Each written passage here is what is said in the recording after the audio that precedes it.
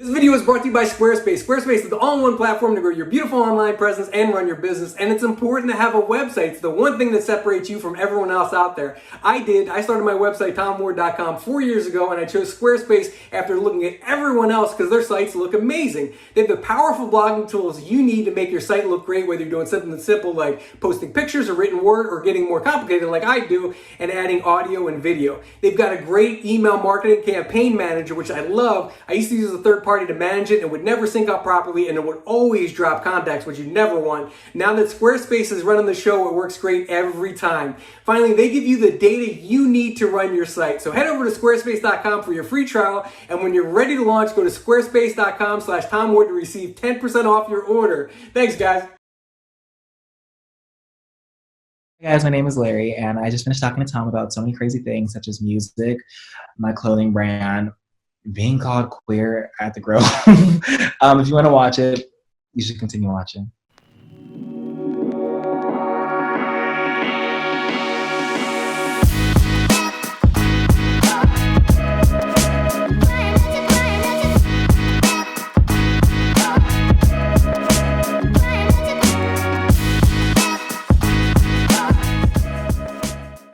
So guys, welcome to the Tom Ward Show, where I interview the biggest creators in the world like Addison, David Dobrik, the Sway Guys, and more. Make sure you check out my old videos and make sure you subscribe so you don't miss an interview. And I'm sitting here with the great Larray, also known as Larry. Hi. That was such a great intro. You should be a YouTuber, honestly. I'm trying to be. I'm like the world's oldest YouTuber. I need to hang with you kids. I'm like, Shane Dawson exists. Come on now. What do you think about him getting canceled? It's wild he's been this dark for Honestly, I really don't think about that situation at all. I mean, I have no say in it. It's really none of my business. I'm just living my life. Are you kidding me? I have a note here. You're like one of my favorite creators because you talk about anything and you answer every question. That's why you're like the perfect person for the Hollywood Fix. It's because they catch you coming out of BOA. They ask ridiculous questions and you answer every single one of them. Yeah, because I feel like a lot of influencers feel like everyone cares, but when you realize to yourself that not everyone cares that much about absolutely everything, you'll be so much happier and you'll live life so much easier because no one really cares that much about this shit, to be quite honest with you. You know, it's wild, but people actually do. I mean, you look at all those T channels and stuff, and what's crazy as kind of an outsider looking at you guys, how do people even know who you unfollowed? Like, is somebody constantly watching who you're following at all times? That's so weird. It blows my mind because I absolutely think unfollowing people is the stupidest thing ever. But it's so crazy how I'll see like accounts like put two and together so fast. Like the person will literally just unfollow somebody, and the like fan accounts will just go insane. I remember my friend Issa, we blocked each other as a joke. Literally, I'm not even kidding you. 5 minutes later, everyone was talking about it, and I'm just like, are you guys like refreshing our pages or something? It's so insane. I wonder how, but somebody's watching that closely. So the point is, people do care what you're up to, and they care a lot. It's crazy. It is crazy. I'm not used to people caring about me so much, but it's weird, but it's also like, it's a warm feeling inside. That's how I'll put it. Oh, your fans are the girlies, correct? Yeah. The girlies. Your squad likes you a lot. That's got to feel good. Congratulations on Diss Track. Over 40 million views now in 3 weeks. Incredible. And I got to give my props. Most YouTuber, TikToker music is god awful. I mean, most of it. We could make a list right here, kind of go through all the terrible songs out there. But your song was actually good. Did you write all those disses too? Was that all of you, or did you have some help? Yeah, I had a little help from my friend. He like helped me put pieces together, obviously, because my vocabulary isn't the largest, so thankfully he was there, but the entire song was written by me. Yeah, I just had a little help, putting the puzzle together. It was incredible. And did you get like negative feedback? Like Tony Lopez was kind of shit on. That was funny. Has anyone pushed back, or do they all have a sense of humor about it? I'm pretty sure. I mean, it was obviously lighthearted. I don't have really much issues with anybody. I think some of the internet was a little bit upset about it, but I mean, you can't really please everybody. But from my friend's perspective, no one's really upset. I didn't get any attack. I thought Jeffree Star was going to sue me, but he didn't, so thank God. Well, it's still early. The song's only been out 3 weeks. It's still early. Lawyers take a long time, so keep your fingers crossed. I know. I'm hoping to God he does it. And the song was in the top 100, right? It hit number 80 in the Billboard. I don't know how that happened. I'm still confused to this day how I finessed that, but I literally did. I didn't understand how important Billboard Top 100 was until I got there. My manager was like, "This is so sick! Like you're on a Billboard Top 100," and I was like, "Oh, cool! Like what is that?" And then my friends were all talking about it, and I was like, "Oh, so I'm kind of cool." Okay, sure. And the video, how much production went into that? Because it looked like an old school music video. I mean, it looked perfect. You had all your friends in there. I mean, this wasn't just you and a couple buddies filming this thing. Like, was the production pretty big? Yeah, it was like unsurreal. I walked there not expecting how, I didn't expect how professional it was going to be. But I got there and it was these big ass cameras with all these people like filming us, and like there was a person like filming me walking around, and I was like, who invited you? Like, how'd you get in? But there was like, it was just insane, and it was just it made me feel really, really cool. That's the best way to put it. I felt really, really like cool about it. How does that work financially? Do you have to pay for all that? I mean, is that all your cost up front? Yeah. That couldn't have been cheap. I'm going to start crying. Don't even mention it. That's a big risk, though. I mean, that's real money you've got to lay out. Yeah. And who knows? I mean, maybe it flops and you don't get any, revenue out of it. Yeah, which is sometimes a risk I'm willing to take, especially with half my content. I'm not really money hungry. I can really, obviously you need money like to survive, but money doesn't drive me to pursue my career. Money isn't the reason why I'm doing what I'm doing. Like all my videos used to get copyrighted. Every single video to this day, I still get copyrighted a lot. My songs that I made got copyrighted, even though I knew they were getting copyrighted. I still posted them out because I thought it was such good content. I get like fueled off of the reaction of my fans or just anybody. Like for example, I post a YouTube video and everyone's like, yes! That's what like drives me. Like if you want another example? I'm pretty sure I'm just rambling at this, but I can keep going. Keep going, man. So the way I look at it, other YouTubers will see their video doing bad because their video has low views. The way I'll see my video doing bad is, for example, my video can have 100,000 views, but it could have 75,000 likes. That's good to me. But if my video has 500,000 views and it has 50,000 likes, that's bad to me because obviously people didn't enjoy it. You know what I mean? Mm-hmm. That's how I look at the situation, and I feel like that's why I'm just so driven and I'm not like burnt out yet because people are still enjoying my content. Are you like pretty involved with communicating with your fans? I mean, do you respond to DMs? Do you reply to comments? Those kind of things? I got too involved. I got a little bit too involved. But I do Zoom calls with them if they're ever just like upset or going through shit, just because I used to be a fan, so I know how it fucking feels. Like I know how it feels to have shitty parents. I know how it feels to go through depression. I know how it feels to just have like normal life shit happen to you, and looking up to a person can easily like help you get out of that situation. And I was once a fan. So the fact that I have these kids and this was my dream, and I can just teach these kids to be a better them and just honestly be there for them is just something that really just like makes me like want to keep doing this. So like if I ever see like my fans or anybody ever sad, I'll DM them. I even give them my number sometimes. I FaceTime them. I Zoom call them. Are you crazy? You get yeah, I know. Like my friends tell me not to do this, but I just feel like it's without them, I would not be here. At the end of the day, I would be in college, like paying my college bills, depressed, and like geometry, like or some shit. So like, I'm so grateful for them to the point where like, if my number gets leaked, it get leaked. Like I'm not gonna trip about it. It's no one that's trying to harass me. It's just my fans. Like it's literally just people who love me that are texting me. No, not like no one's bashing me or anything. It's just all full of love. So I really don't mind it at this point. That's cool. And that's very rare too, because I've interviewed every big influencer, or a lot of them. And once they become kind of really big, a lot of times the team around them is so deep that a fan has no chance of getting to them, but even like somebody in the media has no chance to get to them either. Everything's through the team. So like they're so far removed from everything, from business, from publicity, from fan interaction. They just kind of get removed. And I think then you see them fall off a little bit because they become out of touch. Yeah, very much robot vibes from that. I don't think that's gonna happen to me anytime soon, and I most definitely think it should not be happening to any normal person that's a celebrity because at the end of the day, you have a skeleton, you have organs just as much as any other person walking down the street. You're not better than anyone. If you can sing, if you can act, if you're a better dancer, you're still at the end of the day a normal human being, in my opinion. But Good hey. attitude. Who were you? You mentioned you were a fan too. Who'd you grow up watching? Who were you a fan of? I grew up watching Miley Cyrus. I grew up watching just a bunch of YouTubers. I grew up watching just like absolutely like, I was young, so like I would watch everything. I will say though, growing up watching these people and then now I'm living it, two different experiences. Oh, it's so weird. What I do you have mean midlife meeting crisis them? every day. It's insane. What's your experience been like? Has it always been positive when you've met somebody that you grew up watching, or has it been negative too? I cried. Oh my god. Okay, I don't want to say who, but there was this person that was like I used to look up to them, and like I got so nervous when I met them that I literally shook their hand. And I was like, "Hi, I'm Larry. What's your name?"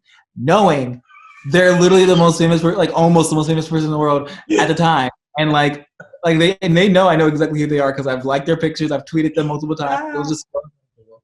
It was the worst thing in my entire life. What did they say? Did they answer the question like, "Hey, I'm Mr. Famous"? Yeah, but like they answered their name, and I was like, "Fuck, I already knew that." I don't know why I asked. I was just Ah, uncomfortable. you choked. You choked under pressure, man. I did, but I'm better now. I think I've learned a little Oh, bit better. shit. Be cool. Well, you talk about too, like having depression, having kind of a fucked up life. I saw, and maybe this is good. Maybe this is why I'm good at what I do. I Mhm. saw an interview with you, and I was screaming at my laptop and wanted to throw it across the room, without naming who it was through. They were asking you basically like random questions. Mhm. Okay, so they're going through, and then they say like, "What's one fun fact that we don't know about you?" And you go, "My dad's in jail, and I have 13 siblings." Mhm. And without missing a beat, they go, "Who's your celebrity crush?" I'm like, "Are you fucking kidding me? That's like the most interesting thing. Let's talk about that for an hour." Like, what are you guys doing? No, they're like, "Who's your celebrity crush? What's your favorite TikTok dance?" It's like a robot. It's like, dude, he just said something very, very interesting. So let's talk about it. I have a lot of siblings. I have one brother on my mom's side, and the rest are all on my father's side. I'm really close to my big sisters. Her name's Tyler. She's 23, I believe, and I have a lot of younger siblings. I have like four brothers, and then the rest are just girls. All really sweet kids, all really smart kids. Um, I don't really talk to them often, but I mean, I see them every once in a while. So, So there's got to be some story there. I mean, I have two daughters. I'm not interested in having any more. I mean, I love my daughters, but I'm certainly not interested in having 14 kids. Like, yeah, what happened? I feel like his thought process was like, I'm just gonna keep having kids because the more I have, at least three of them have to get rich, and at least three of them have to be like, professional football players. I feel like that's what he was trying to do. I mean, he was right about one of them. Like, I'm doing great for him. I don't know. My brother might be a football player, so maybe he's right about another one. My sister's a great cheerleader. She's going to college, got a little scholarship.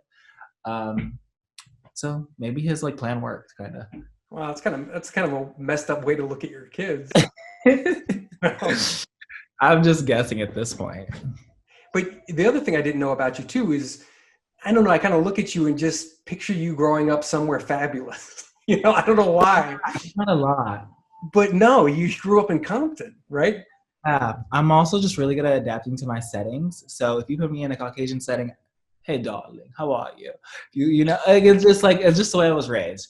But yeah, I did grow up in South Central California, Compton, the whole thing. It was a little bit.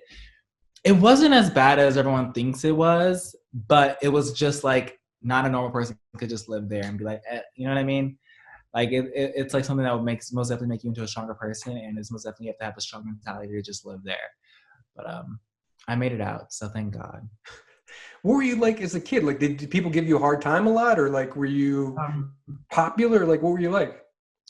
okay, so middle school, preschool to ninth grade in high school, I was, a troublemaker. I obviously would ditch. I would go out to parties. I would just be, I would rebel because, my parents were strict. I was obviously in the closet. It was a hard situation, especially when you do live in a, very strong neighborhood, that's what we'll put it. You know, a lot of the men out there don't accept you for being flamboyant or like just any of that. So I had to like hide myself and just actually act straight, which was the most terrible thing for my mental health when I was a child. But then eventually I moved out to the suburbs because, you know, my mom thought it'd be best to live with my dad because my dad was more so strict and he lived in a better area. Well, it was literally like a white picket fence. I'm talking like full on, like it was just the suburbs, and it was just the biggest change in my entire life. In high school, I wasn't really liked, you know, like I was mainly the only gay one there, like the known gay, and also I did have a following on Vine, and Musically and like Twitter. So like there was followers, so everyone around the city, because it was not a big city, knew who I was. So like there'll be rumors, there'll be, you know, I'll get fucking bullied. Like people would literally call me F slurs, like driving past me. Like it was just a terrible situation. But then eventually, you know, I eventually moved to LA and like started my whole career, and like I knew what I wanted to be, and so I did it, and here I am. I had a dream, and I made that dream come true. Were you like out then in high school, or no, that was too risky? In high school, I came out in junior year because everyone figured out because of my like Vine and TikTok. So people just put two and two together. At first, I was lying. I was saying, guys, it's just a persona. Like I'm straight. Like I'm just acting like this on social media for clout. But everyone knew I was gay. It was 100% obvious. Full on queer. Was there a cool coming out story, or you just kind of just? No, it was mainly just like people knew I was gay. I mean, like I tweeted, I was like, y'all, I'm gay, LOL. I mean, I thought it was obvious, but here's the clarification. But then I deleted it because it was just not that funny. But I went back to school. Everyone treated me like a literal, like different human being. It was like the movies. Have you ever seen Love, Simon? Yeah. It was like that. It was very much like the next day, everyone knows, and you walk around the school, everyone's looking at you. Like it was literally like a movie. It was insane. But I I dealt with it very well because obviously I grew up in Compton, which means like my mentality was strong. So honestly, no one could say anything to hurt my feelings at this point, especially since I already knew about it. Like I knew I was gay, so you calling me gay isn't gonna hurt my feelings. How were your parents? Were they okay? Did you tell them that or no? They weren't as accepting. They didn't understand it because obviously, you know, straight parents never really dealt with the gay child. So it's just like they're oblivious to the fact of how to react or how to take care of him. It was more so just like their instinct of saying, no, you can't do that, or don't do this around me, or, you know, just more so being that strict, you know, uneducated parent. But I will say they did raise me well. You know, I'm a really good cooker. I can cook. I can clean. I can do absolutely everything when it comes to being a man. I can fix, like, you know, everything that I need to fix. But on the supporting side of it, they did not support it at all. It's gonna be tough.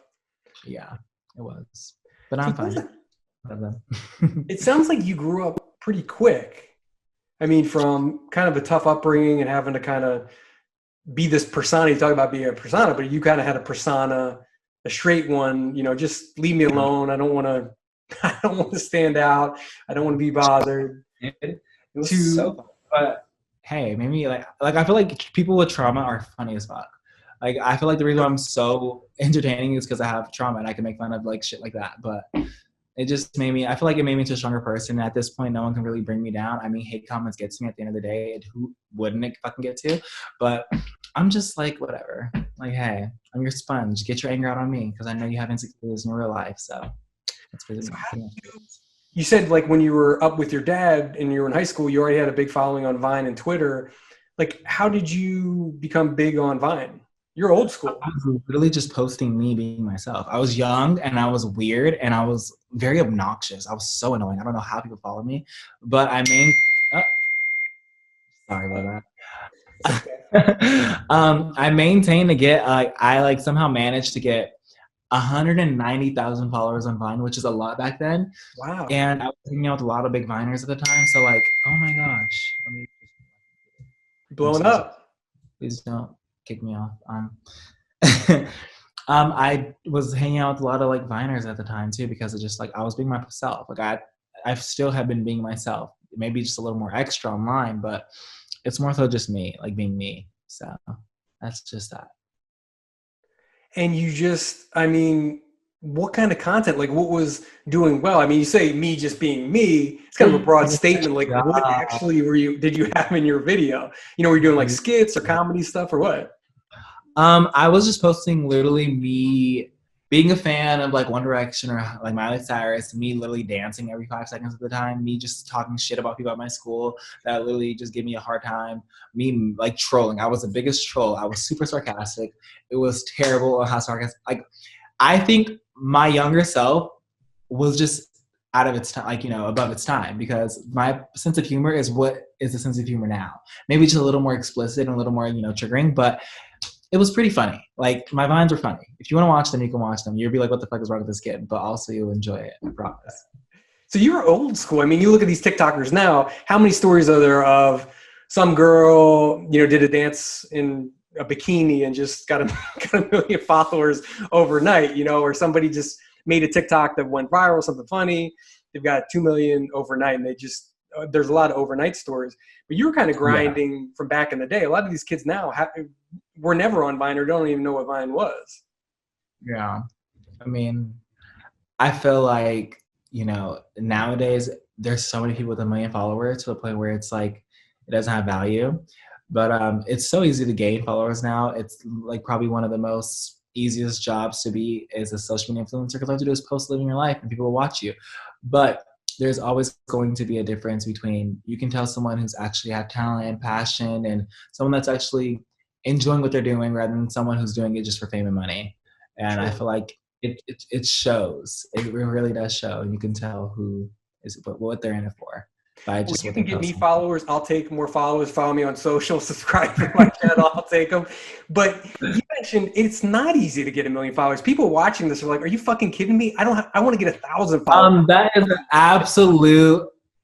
Okay, if you want to get 1 million followers on TikTok, it is the most easiest platform to gain followers. I know people who post the absolute basicest content and have like at least 3 million and gain like that, just because there's so many users on TikTok that like you can just post anything with a friend and it can go viral easily because the algorithm just helps everyone grow. Like, if you really just like took the time out of it and don't give up, you could easily gain 1 million followers. But everyone gives up easily because they think it's gonna happen. They think they're gonna have a Charli D'Amelio moment, and I'm like, babe, it's a one in a lifetime. That's a blue moon. Like, that happened to one person. It's not gonna happen for everybody. So you just gotta grind your ass off and just be passionate about it. And you've got a good message too, because you're not the Charli story. Like, you went from 200,000 on Vine. When did you move over to TikTok or Musical.ly? I moved over while I was working at Subway. Like, during high school, I graduated high school and I got a job at Subway because my dad didn't believe in the social media things. So I was working at Subway, going to college. I went for a day. But I would literally be making Musical.lys and YouTube videos while I was at work. I would like ditch college. Well, that's what my dad thinks. But I'll be going to LA to collab with people and like talk to my manager at the time. And I was just like grinding my ass off because like I knew what I wanted to be and I knew I didn't have people who believed in me. Like, none of my family members believed in me. It was just all me. And like, I just knew I could do it. Like, I literally knew I did. For some reason, I just knew what I wanted. I did it. So take my story and use it as fuel. I didn't blow up over like a week or like a month. It took me literally 4 years to get where I am today. Wow. And like, when did you make the jump to YouTube too? So you're doing Musical.ly / TikTok. You're blowing up, you're doing more collabs, those kind of things. When did YouTube come in the mix? I was doing YouTube when I was in high school. I would post like a video every 1 to 5 months. Oh, okay. I didn't take it seriously at all. I was just having, like, I literally just post whenever I felt like it. And the moment I started taking it seriously, which was when I went to Nashville for a year, and I was posting. Why'd you go to Nashville? Oh yeah, my timeline's just crazy right now. I wish we could start from a jump to where we got to now. No. I like it going like this. How does Nashville get in the mix? So I'll make it a short story for you. I got kicked out by my dad because I ditched. Remember when I said I didn't go to college because I went to LA to pursue my dream? One day. Yeah, he figured out that I wasn't in college because I couldn't get on the train in time. So then, obviously, as any parent would, there was consequences, and I did not want to meet those consequences. So I stayed my happy ass in LA. But due to the fact that I didn't get to party in high school or like go to parties with my friends or just like do anything crazy because my dad was so strict and I didn't have any type of like social life because I was currently like staying at home because my father. I literally partied so hard when I just moved to LA. Like I'm talking like full on like party every night, Chick-fil-A in the morning. Like it was just terrible. My body was dying. I was about to decapitate. It was disgusting. But I was like, okay, now I'm like in LA living my life with all these famous music leaders and like Viners. I'm not getting anywhere if I'm partying every day. So my manager at the time was moving to Nashville. He was like, "Want to come with?" And I thought, I don't know anybody there. So the only thing I can do is just grind. So I went to Nashville and I literally grinded my ass off. And then I recently moved back a year ago once I had enough money to move back. Were you worried that you're trying to get away from the business and, there's not, in LA, everybody's here. You can work with anybody, but out there, no one's there. Yeah, but the weird part about it is I got to where I am by myself and I wanted that. I didn't want to have to collab with people to get to where I am. When I went to Nashville, I collabed with absolutely nobody. I got to 2 million subscribers all by myself. Wow. Not a single collab with anybody. Like I did it all by myself because that's what I wanted to do. And like there was nobody in Nashville I could collab with. So I really just did it on my own. I got here and then I started making more friends. I was really closed-minded to opening up to people just because I'm scared. Like people, I've heard all the terrible stories in LA, which are some can be true, but I was just scared to open up to people. But now I have a great friend group and like I'm glad I did that and we collab all the time. So I was going to ask about that. So do you have a pretty good support team? Like, do you have a pretty good inner circle? And like, who's in there? I mean, without your personal. I will say my friends consist of Issa Twames, Ravon, Mario, James Charles, Charlie D'Amelio, Addison Ray, Dixie D'Amelio, Noah Beck, Curtis, and Chase Hudson, and then Hype House members. And then, yeah, that's pretty much it. I can make it up right on the top of my tongue. Are you still with Brady or no? Are you dating anybody? Yeah. Me and Brady are loving life right now. Oh, okay, good. How's quarantine treating you guys? Really good. He's the best boyfriend ever. Like, oh my God. I feel like he's my guardian angel. It's crazy. What makes him so great? What makes him so great? He just loves me so much. What blows my mind. Like when I was a child or when I was in like, when I was younger, I always like dreamed to have the perfect boyfriend. And now that I have it, I'm just like, what the fuck? Every time I wake up, I'm looking at him like, how are you my boyfriend? Like, what spell did I fucking put you under or which witch hexed you to be with me because you are just too perfect? And it blows my mind. He loves me so much. I'm not even just saying that. Like, he does everything for me. It's weird. I don't even know how to explain it. Love is crazy. I'm gonna throw up. Stop talking about it. How long have you guys been together? 1 year and 7 months now. Oh, wow. That's a long time. Mm-hmm. Nice. How'd you guys meet? Is there a cool story or? Yeah, oh my God, that story's insane. I feel like we're telling that. You got a lot of stories out of me. You're good at your job. I feel like I'm with my best friend and we're just talking about life right now. That's it. Nobody's watching. It's just us, buddy. Just feel free to open up. But I broke up with my boyfriend at the time on the day before I met Brady. Thought he was cute, but I thought he was straight, so I didn't pursue that because I wasn't my cup of tea. I'm not gonna waste my time. Then my friend tells me, that's a guy, tells me this guy gave him a hickey. He points at Brady. Target acquired. Now I know Brady's not straight. I make my appearance known to Brady. Brady notices me, gets my number, texts me winky face, boom, ba boom, we're in love. Yeah, it's more deeper. If you want me to go in more deeper detail, I can, but that was just the sum up of how we like met. Let's go. So you were single for 1 day. Oh, hey, don't judge me. That's good. That means you're a relationship guy. You're not out throwing it out all over town. You're a committed guy. I love love so much.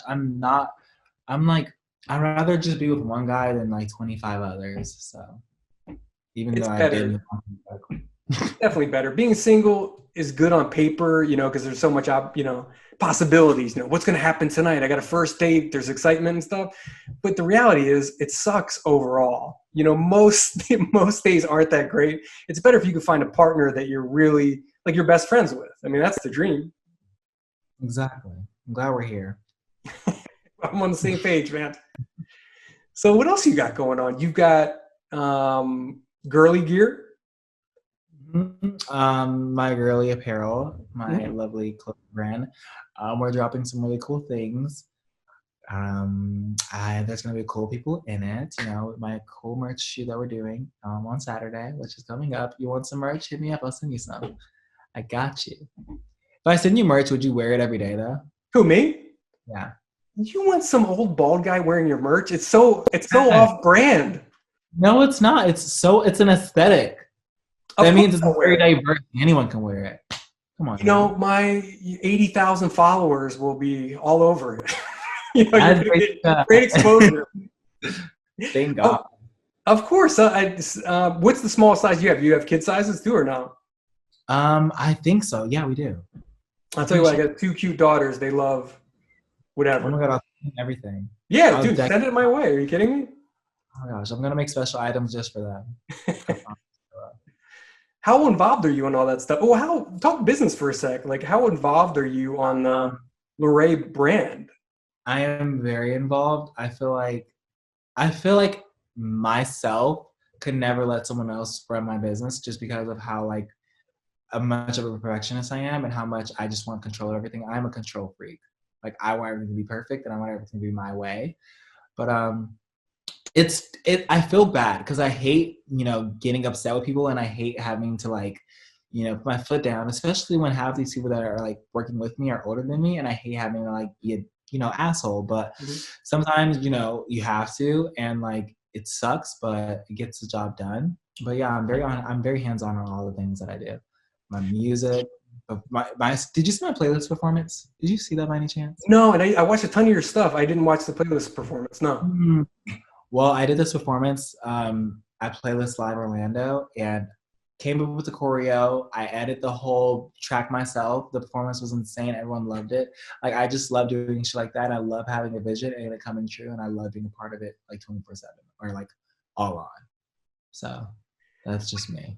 What kind of content you focused on going forward? Like, are you interested in doing more like big dance kind of production things? Are you involved more in music? Do you want to focus on certain kind of content for YouTube? Like, what do you have going on? Like, what's planned for next year? What do you got coming up? Right now, I'm trying to just figure out myself and what I want for the future. But I do believe, okay, I'm not gonna fucking tell you that I am making music in the future. Like I was gonna say, you gotta stay tuned and watch out, but every fucking YouTuber says that. But yes, I'm making music. I will be Good. doing more.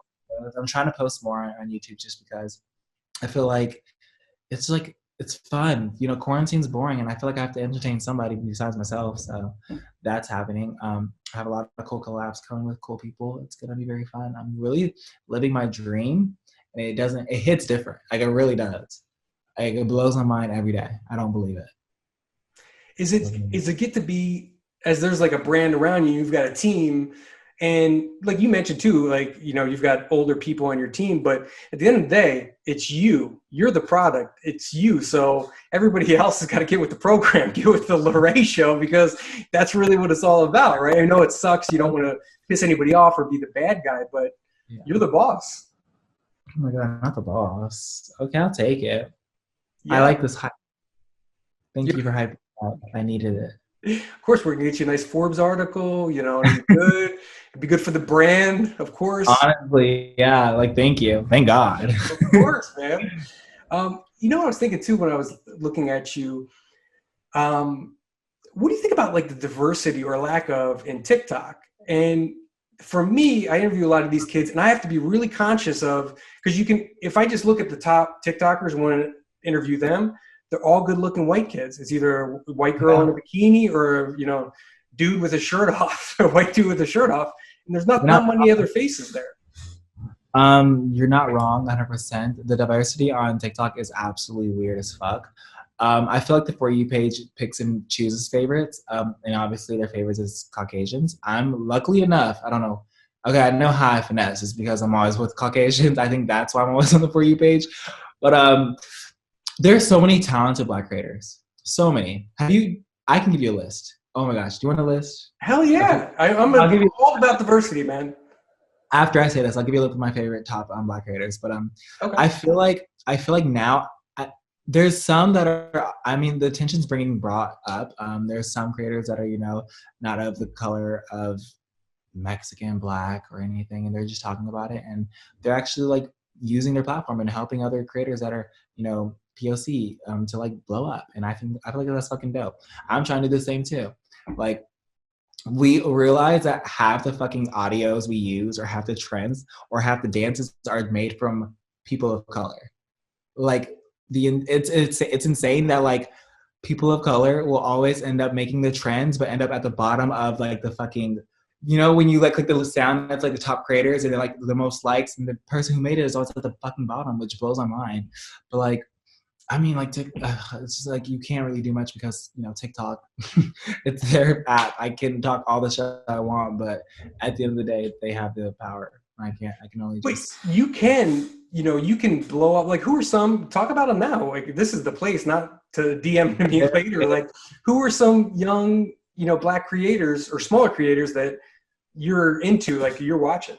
I love Tati. She is hilarious. She's probably one of the funniest persons on the planet. Like, she does this thing where she go, "Ain't no shame in my game," and it's the funniest thing ever. And she's so cute. There's Zachary. He's an amazing dancer. I always thought his username was called Uno Dos, but it's like Undress or something like that. But his name's Zach. I hang out with him all the time. Let me just go to my following. There you go. Give us some non-white creators. Some creators that y'all should most definitely be subscribed to. Mm-hmm. We'll insert. Take your time. We can edit this. We're gonna put their pictures up with their handles. So okay, I'm just gonna give you people of color that honestly it could be Mexican, Black, just any race. Because, we have Santi. He's hilarious. He is a TikTok creator. His content's like him being awkward. It's funny. It's weird, but it's kind of funny. We have. Oh, that's a Caucasian.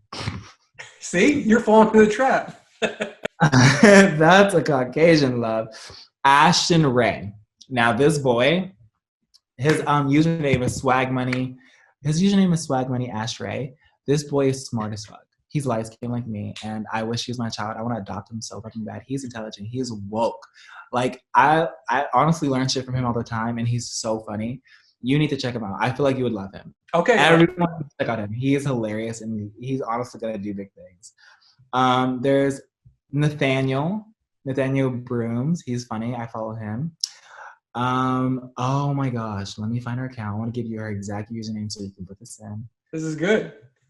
Oh, Arrington. He's hilarious. His account is Arrington171. Mm-hmm. Funniest boy ever. Oh my god. And he's so sarcastic. It's hilarious. I love him. It's just Joshua. He's a great creator. I want to show you these so bad. Like, I have so many favorite.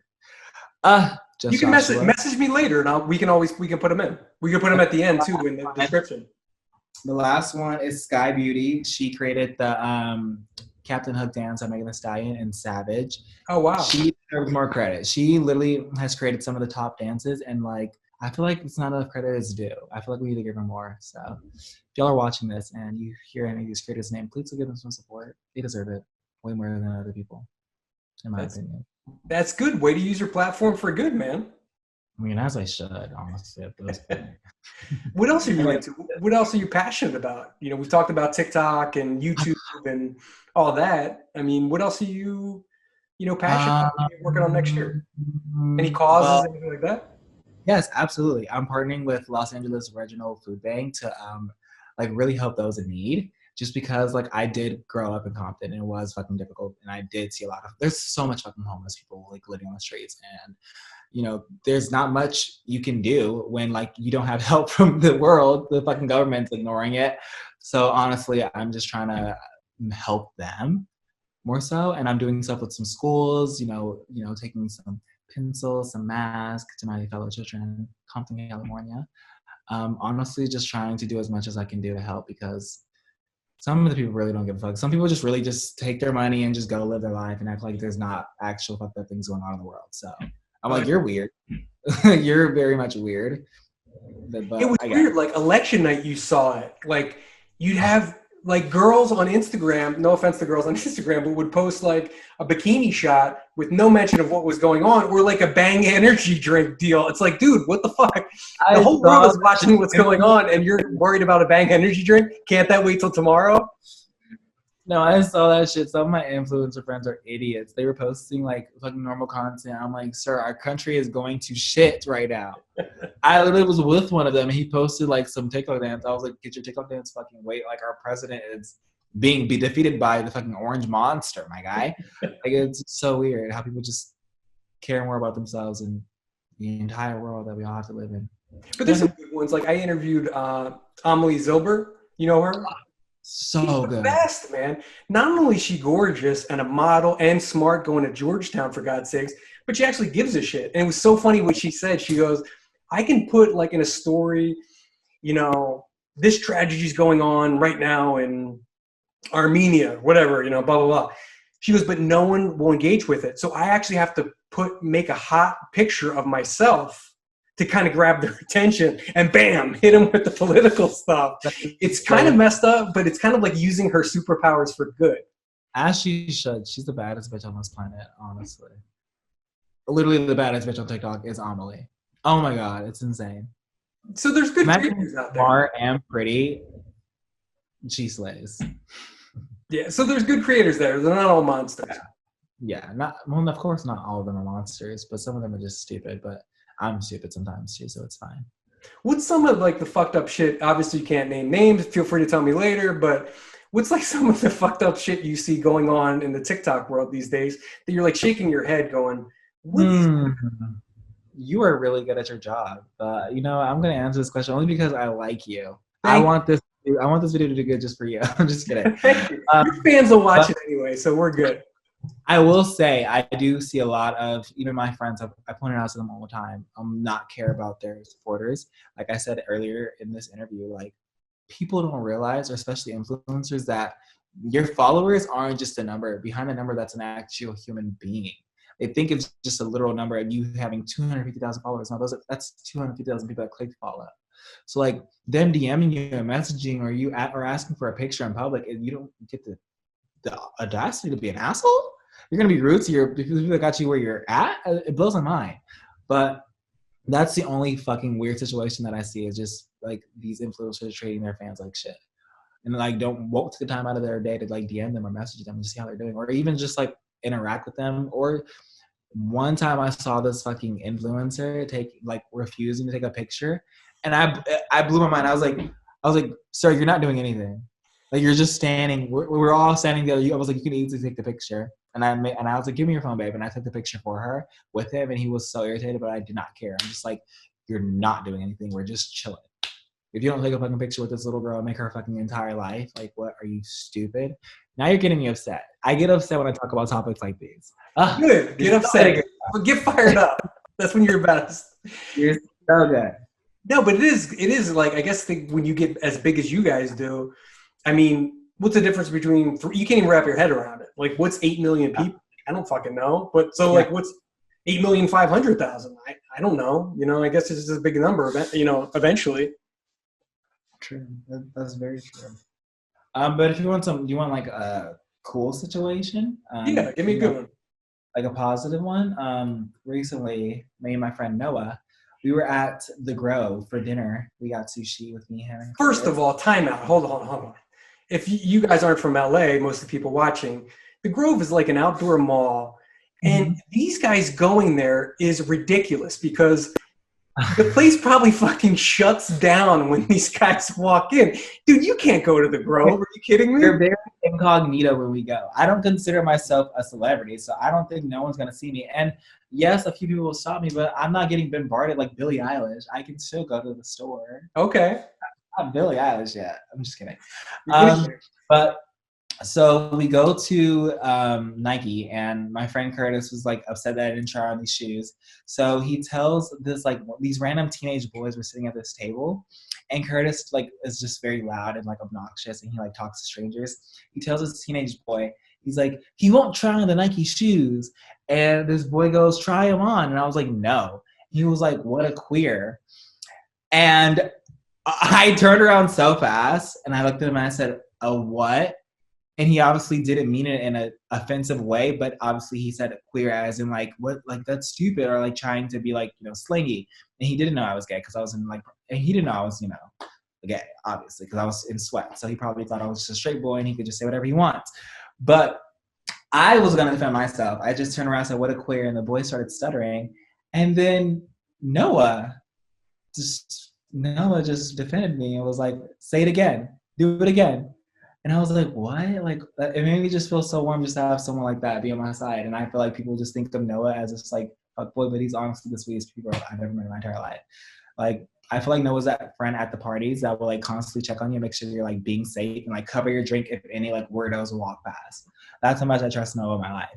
But that's a positive story from an influencer that I think everyone needs to know and hear. That's a good story because you look at those guys, and if you don't know them, you just go, "Who are these dudes with their shirts? Yeah. They're just big dummies. Like, what are they doing?" But like, I've interviewed Bryce and all, Griffin. I'm actually doing a podcast with Griffin. We're doing a show, but you know these guys, and you're like, "Oh, actually, these guys are pretty cool. They're not just some dumb, good-looking dude, posting selfies. Like, there's some more to them than that." Yeah. I thought he was when I first saw him. I was like, "Oh, he's probably just another boy." But then I met him and I was like, "Wow, you're cool." You know what I mean? But it was weird. That's cool. Yeah. What else? We have more to promote. I got to make sure your manager will yell at me if we didn't hit this. Shoot, you've got something. I thought I wrote it down. You've got something else to promote. You've got my movie. Oh, the movie where you go back in time to 1992. A lovely movie. Yeah, what's going on? I literally, look, I don't know how I finessed myself into these positions, but I finessed myself into a movie with the guy that made Paranormal Activities. He chose me specifically for this movie. Now, Paranormal Activities and World War Z, those are my shit. So the fact that the person who helped make those is like doing this blows my mind. It's weird. But I'm doing a time travel movie with invisible narratives.